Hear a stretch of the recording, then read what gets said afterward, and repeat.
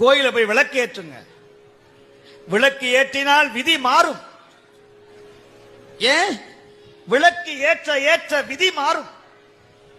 எவர் சதி செய்தாலும் மதி அணிந்தவன் உன் கதியை காப்பாற்றுவான்.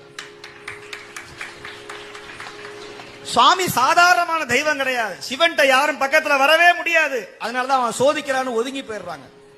அவன் பக்கத்துல வர வர நீ சாதிக்க வைக்கிற ஒரே தெய்வம் சிவன். சிவன் சிவன் சிவனை மாதிரி ஒரு எளிமையான தெய்வம் யாரும் கிடையாது. வலிமையான தெய்வம் யாரும் கிடையாது. உரிமையான தெய்வம் யாரும் கிடையாது. அவன் தாயும் தந்தையுமாக நிற்கிற தெய்வம், அருட்ஜோதி தெய்வம், நம்மையெல்லாம் ஆட்கொள்ளுகிற தெய்வம், அங்கெங்கனாதபடி எங்கும் பிரகாசமாய் அறிவோடு நிற்கிற பர தெய்வம் சிவன்.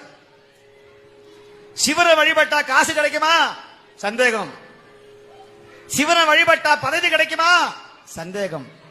ஆனா சிவனை வழிபட்டா ஒன்னே ஒண்ணு கிடைக்கும், மனசுல தைரியம் கிடைக்கும். சர்த்தா போட அப்படிங்கிற தைரியம் கிடைக்கும். உன் முன்னாடி பாம்பே வந்து நின்றாலும், ஓ இதுதானா, போ போ போறமா போ.